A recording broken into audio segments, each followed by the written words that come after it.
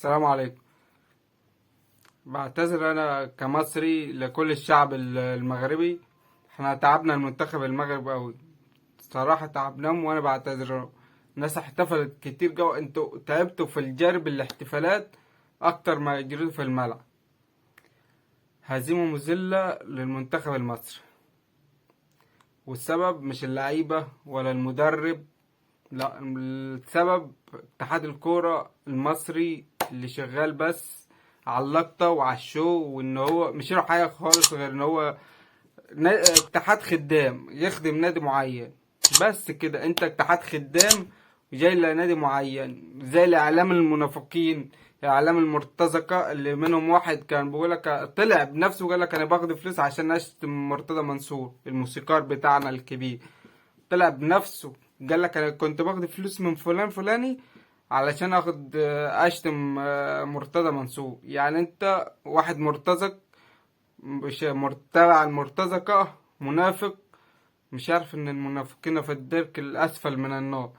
لا ده جاي دلوقتي دافع واوعى محدش يتكلم عن النادي الاهلي. امال ليفربول مش بعت محمد صلاح ليه؟ انتوا مالكوا بالاهلي؟ لا الاهلي مش له دعوه، مش يبعت لعيبه. طب مش تجرفنا انت واشكالك القذره وتقول لك الاهلي بيمثل مصر؟ مفيش نادي عموما بيمثل مصر، كل واحد بيمثل نفسه، محدش بيمثل البلد. مفيش حد بيمثل البلد غير المنتخب اللي هو المفروض فوق الكل. انت دلوقتي، انا مش لي دعوه بالاهلي، حقه ما يبعتش لعيبه بصراحه، يعني حقه ما يبعتش، وحقه يعمل اللي هو عايزه في اتحاد ضعيف، اتحاد شويه تقعد لقطه وبلاش ما غلطش اكتر من كده. فالحق الاهلي ان هو عايز ياخد البطولات كلها ويريح اللعيبه بتاعته، وانت مش اعلى مفخلك اركبه واخبط راسك في الحيطه يا اتحاد يا الكوس، عادي ولا يهمه. حقه، اقسم بالله حقه. وانا نفسي مجلس اداره الزمالك الحنفي بتاعنا ده يعمل زيه كده وياخد حقك كده، واحمي لعيبتك باي طريقه. ويقول لك انا بمثل مصر، وساعه طب ما تيجي مصر نفسها تمثل نفسها يقول لي مش دعوه انا ماشي على اللوايح عادي. زي ما الناس بتعمل، اتعلم الاداره، واقسم بالله بقول لك بصراحه اتعلم فن الاداره من النادي الاهلي، هو ده صح. آه هزيمة مذلة، مصر مش تخسر ستة حتى لو بتلعب بيلي مسافات طويلة. احنا مصر منتخب اولمبي، شوف المنتخب الاولمبي معاه وليد الركراكي المدرب المنتخب الوطني من قبل الاولمبيات، وهو معاهم وبيعمل اجتماعات مع اللعيبة وقاعد بقى في كل خطوة مع لعيبة المنتخب الاولمبي. احنا حسام حسن قاعد في المصيف في الساحل او في العالمين، في المهرجان العالمية الجديدة باين. هو الناس مش فاضية، باخد مليون جنيه بس، مليون جنيه بس. مصر خسر، مصر دفعت في الأولمبي لجميع الاتحادات ديت عشان الأولمبيات ديت. جميع الاتحادات كورة سلة تنس جمباز الحاجات ديت دفعت مليار و250 مليون جنيه على الفاضي. ما فيش غير لعيب واخد ميدالية برونزية ومش كان أصلا مخطط لها، يعني هو بالصدفة ده.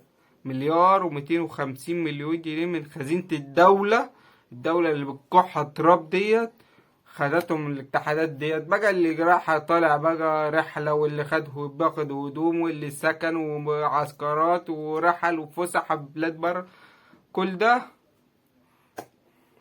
طلع على الفاضي. منتخب يخسر ستة، كرة اليد تخسر من اسبانيا، واتحاد كرة اليد يقول لك إيه؟ احنا اكتر فرقة بنخسر بشق الانفس.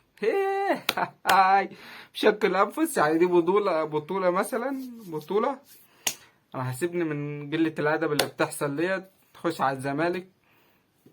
الزمالك فسخ عقد متيابة بالتراضي، مش عارف ليه. انت كنت ممكن تطلعه اعارة، ممكن كنت توديه السعودية زي ما ده الاهلي ودى ميكيسوني ده ولا ايه، بفلوس برضه. اي حاجة كنت هتستفاد، ممكن يطلع منه بعد كده لعيب حلو، يطلع منه حاجة، خصوصا اللي هو لاعب لسه 18 سنة ولاعب منتخب اول اوغندا. يعني خسارة فعلا. الزمالك فاز على نادي زد 1-0 بهدف المجتهد المظلوم في نادي الزمالك محمد عاطف. اقسم بالله انا قبل ما يجيب الهدف قلت اللعيب الوحيد اللي هيعمل فرق لو لعب مع الفريق كامل، مع النجوم، مع زيزو، مع شلبي، مع سوبر جناح سوبر، مهاجم سوبر، تحت عبد الله السعيد، ناصر ماهر تفوق، ناصر ماهر فوق، لان ناصر ماهر في الضياع، في الضياع كده اقسم بالله. بقاله اكتر من شهرين كده ناصر ماهر في الضياع ومش عارف في ايه، مش عارف. فتفوق كده يا باشا. الحمد لله، الحمد لله. نتيجة مصر طلعت 6-0 بس.